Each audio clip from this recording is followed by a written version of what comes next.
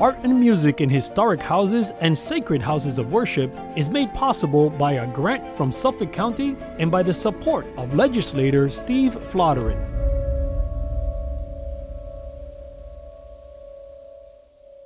It's Italian Heritage Month, and we're starting with Mozart. So I thought there might be some kind of explanation necessary. Everybody knows about the brilliance of Mozart, but what they don't know is that his librettist, the literary man who did the words in his three biggest operas, Così fan tutte, Marriage of Figaro, and Don Giovanni, Lorenzo daPonte, of course, was an Italian. And he wasn't just an Italian, he was a very, very, very important figure. And I could talk about him for an hour, that's how colorful his life is, but I'm going to just give you a little bit about him because I think it's just important to know who this man was. He was born an Italian Jew, and his father married an Italian Catholic, so the whole family converted, and he ended up becoming a priest. This is in Venice. This is in Venice.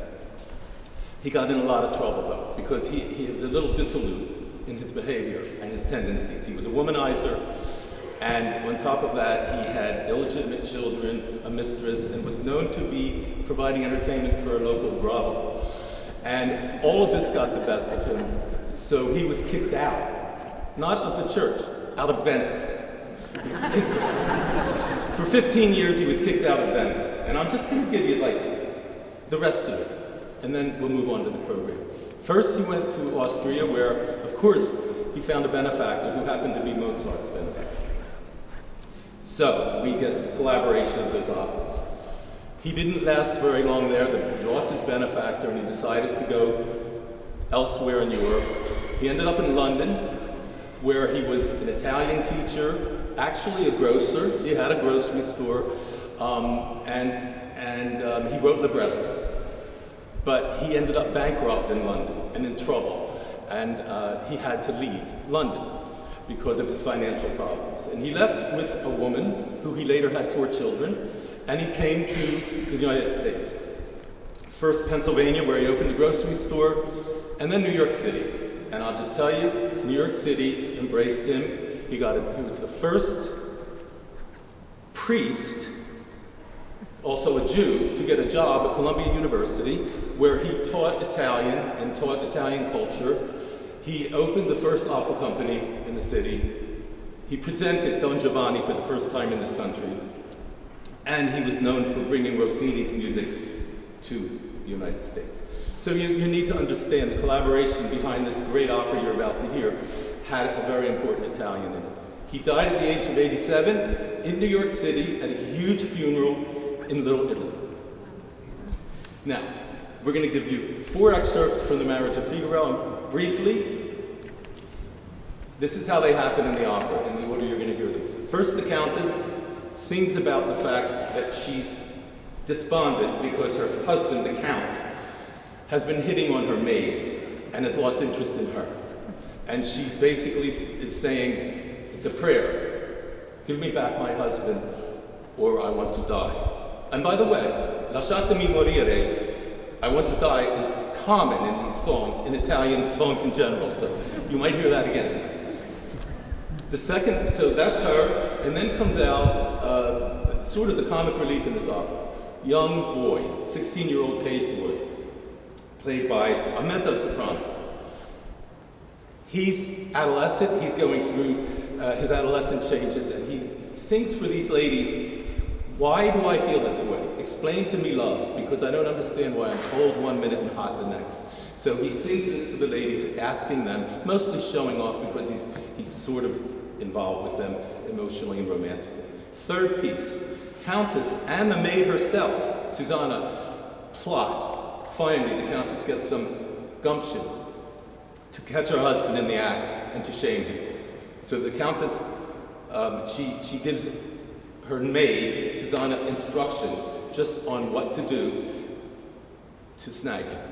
Fourth, finally, Susanna herself, and this is the marriage that it's piece is named after, is thinking it's closer, her marriage to Figaro, and she dares to say she feels joy in her breast about the coming days because she knows finally she's going to be happy.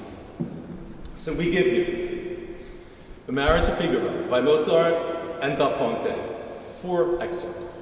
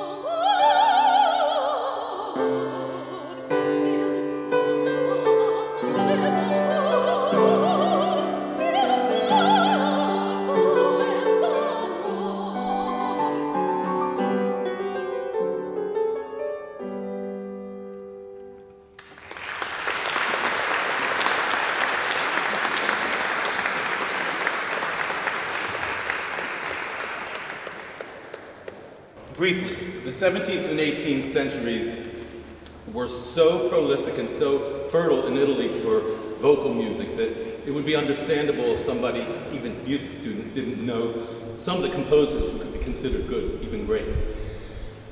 The next three songs all deal with the theme of love and its dangers, so as it were. It's basically a very short song with a very intense text of "Stop wounding me, or else at least let me die." There it is again. Lasciatemi morire. And in the second song, it's a little lighter because in it, this young person is complaining that the vitality of youth seems to be gone because of this thing called love. And this love, I kind of picture Cupid pinches this person and pokes this person and pushes this person around. And basically, she says, I think it's a she, it's because of love that I'm full of despair and torment. And the third one is perhaps the most intense one and the least known of these composers, Secchi. I cannot be far away from my love. I live in a sea of pain, and I don't really want to live anymore, and I can feel myself falling and collapsing far away from my love. It's more about the distance being away than anything else, being far away from the lover. So 3 Italian songs about love.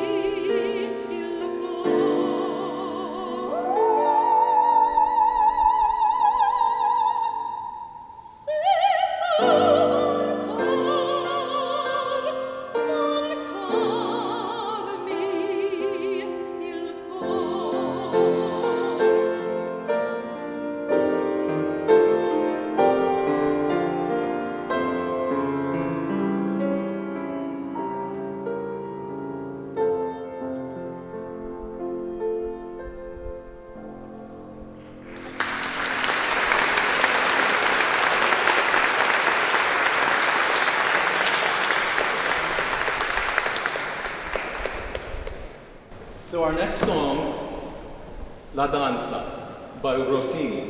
Ironically, we're not doing any opera by Rossini this evening, but we do have two selections by him. This is an art song. Well, it's more like a Neapolitan folk song. It is about the dance, and the beauty of the dance. Mamma mia si salterà. It's time to move, it's time to leap.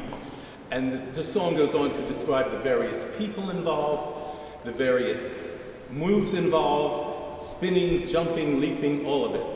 And it ends with saying the greatest pleasure on earth, viva il ballo, is dance.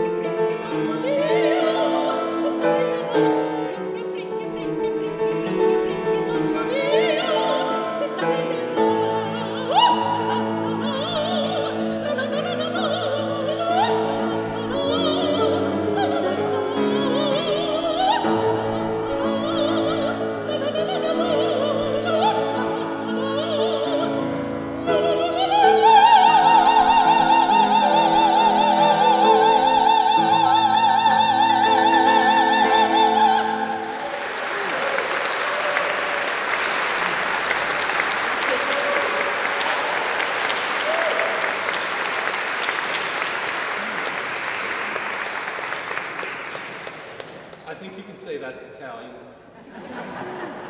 See, and by the way, that is the song that the famous tarantella that's done at Italian weddings is based on. Just to throw in another little point there. Okay, three new pieces coming. Theme, love, and death. Love and death seems to be the Italian themes.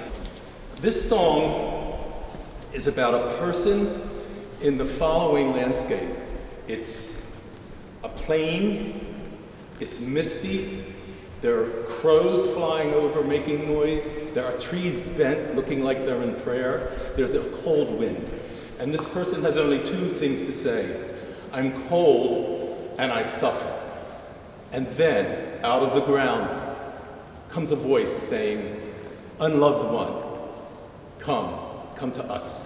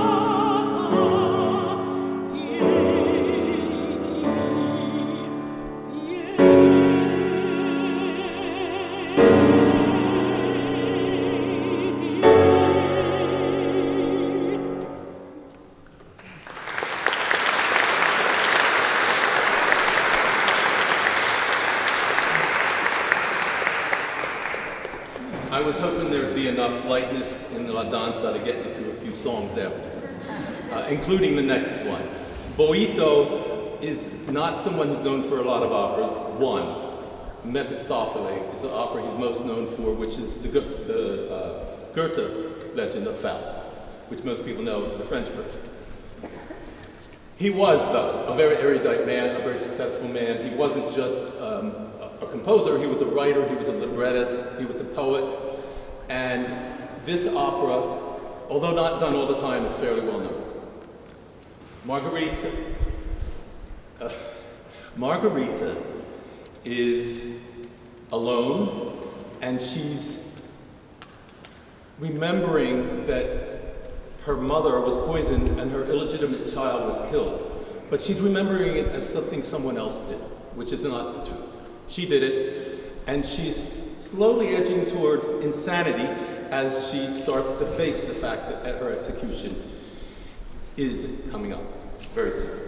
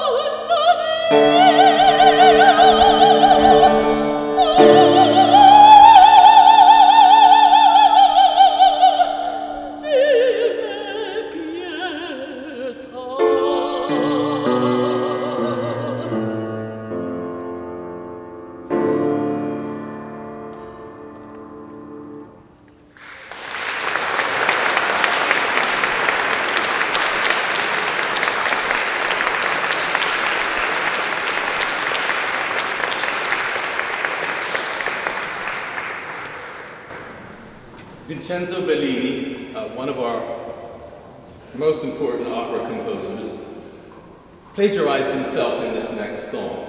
He took the tune from La Sonnambula, a very famous tune, and he set different words to it by a poet. And in the spirit of the mood we've been in for the last couple songs, it's a man speaking from the other side about how bitter his death was, but how beautiful the moment was, because before he died, his wife put her head on his shoulder and said, "Be consoled, I will never ever love anyone but you."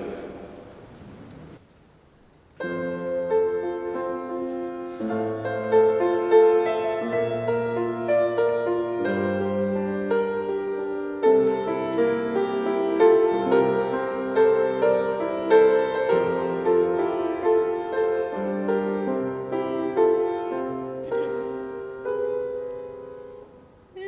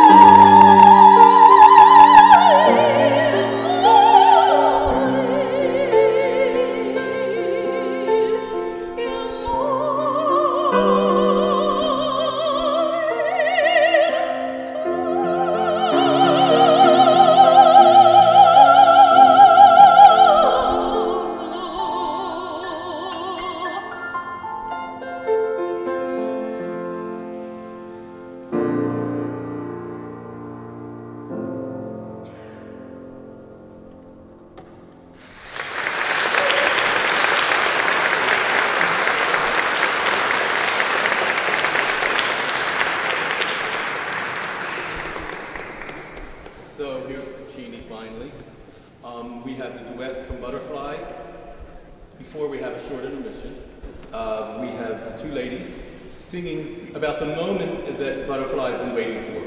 She's had a child by an American soldier who left, and she's believed all along he'd come back for her and to be with her and to be a family with her son. And she sees, right before this, the ship coming in the harbor. So in this duet, she and Suzuki, a somewhat skeptical maid, both celebrate the excitement of the moment, fill the house with very, very odorous rosebuds and other kinds of flowers to celebrate the return of Pinkerton.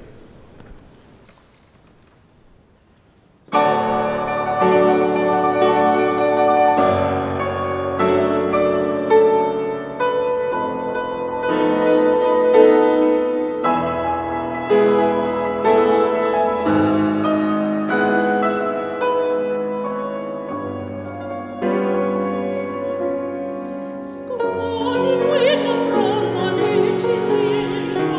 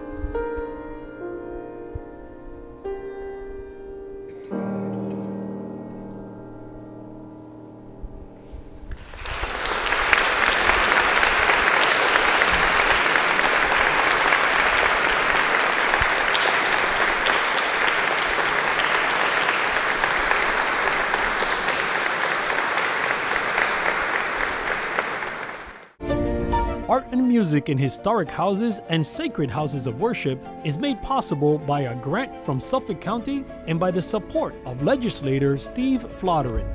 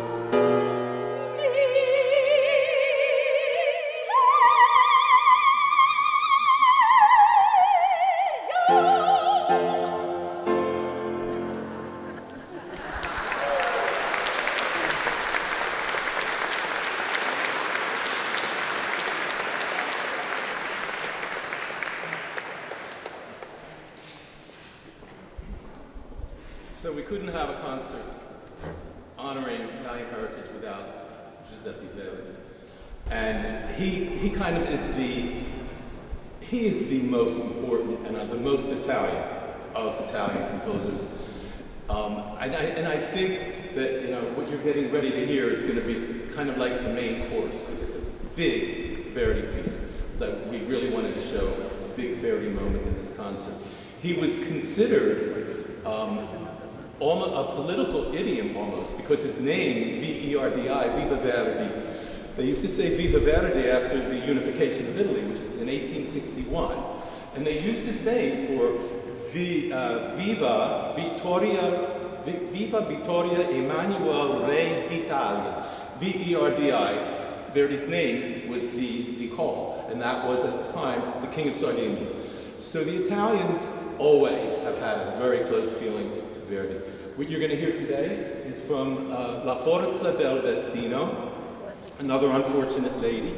Ruthann gets to do a lot of unfortunate ladies, but she also got to do La Danza. So this one is really the most desperate of them. And that is Leonora, when she was young, saw her lover accidentally shoot her father dead.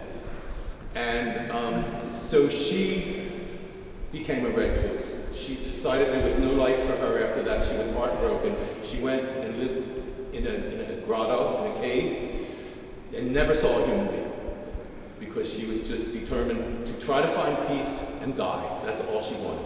And that's what this aria is. Pace, pace, mio Dio. She's looking and looking to just have it all over and to find some peace.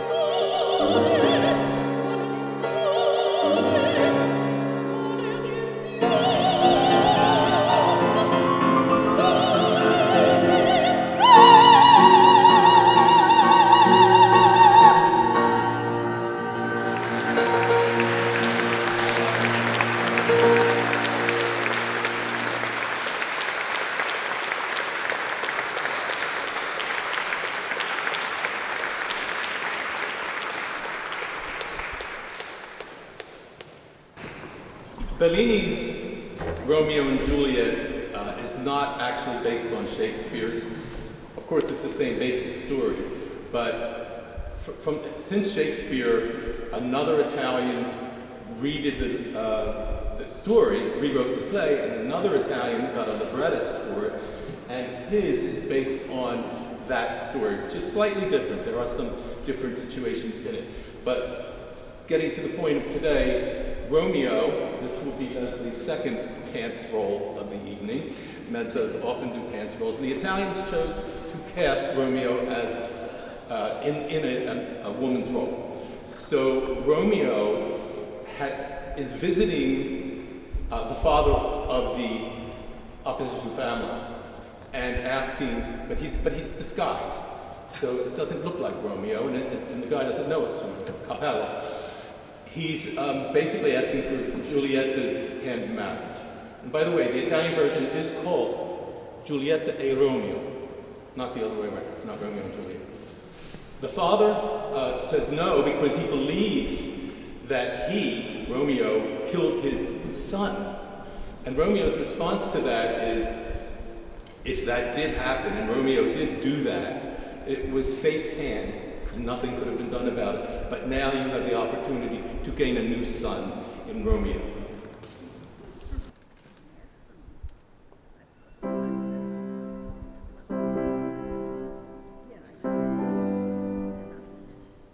Del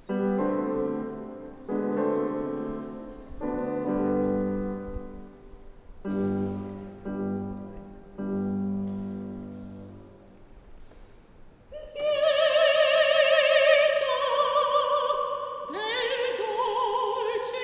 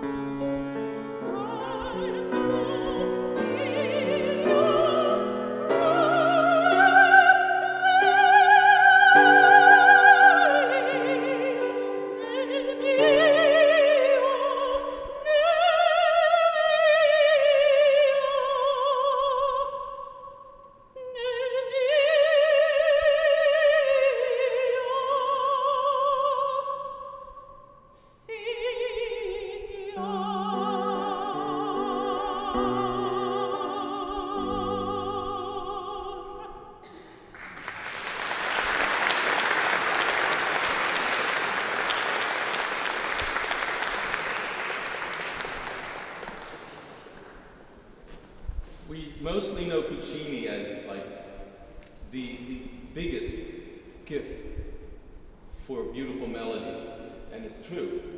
But there's another composer not as well known that I wanted to include in this program, Francesco Cilea. Only two operas of his are well known, this one and L'Arlésienne.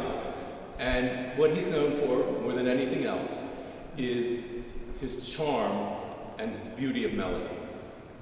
In this song, Adriana is a performer, an actress. She finishes the performance and someone of royalty who's in the audience comes and compliments her. And she reacts with the words of this aria, which are, I am just a humble servant. My voice is a vessel that the muses talk through. That's all I am.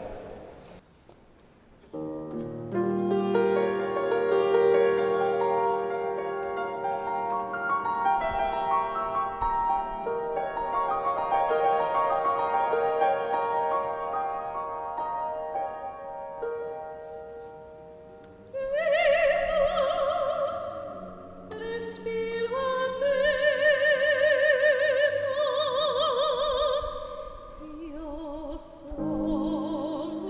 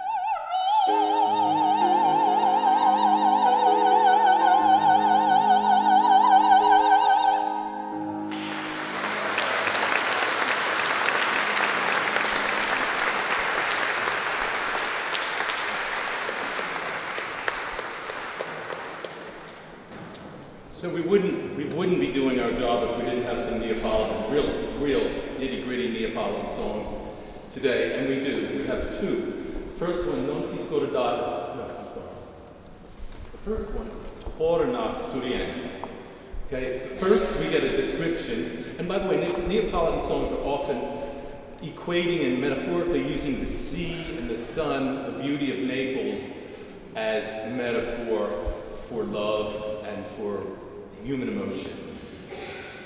So we start out by hearing about the beauty of the sea and the fragrance of the orange groves and so on and so forth. But this person has been abandoned. The lover has left. And what he wants, she wants mostly, is to be remembered. Do not forget me. She says, I will become alive again if you stop tormenting me. So come back to Sorrento.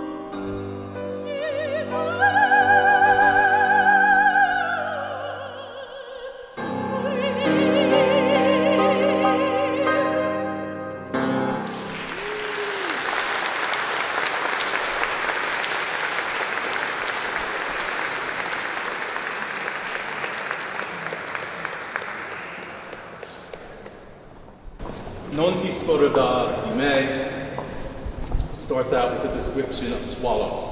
The swallows that are heading to a warmer climate because it's very damp and wet here. And the swallow is compared to the lover who's been lost.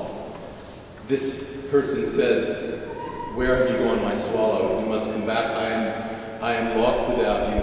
I will die without you. And I still have here a nest waiting for you to come."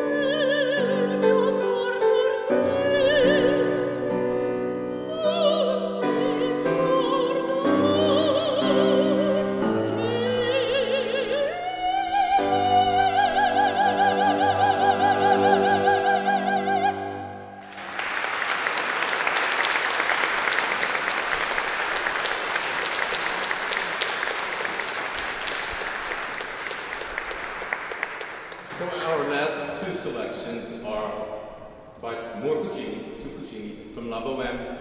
First one is Mimi's Act 1 aria, where she's been asked to introduce herself to Rodolfo, and she shyly begins without knowing what to say.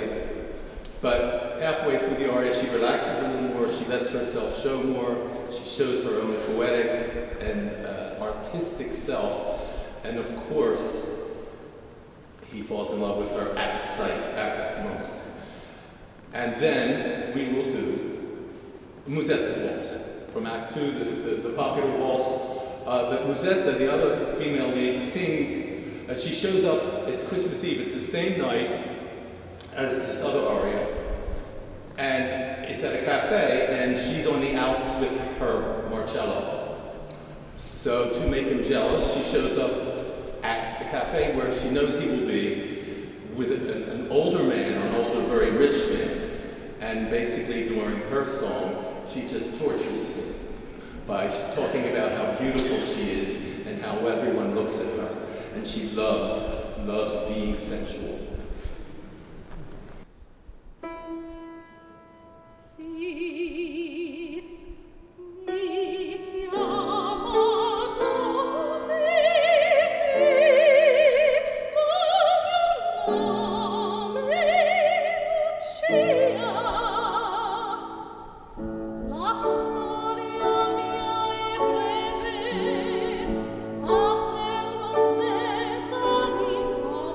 Cose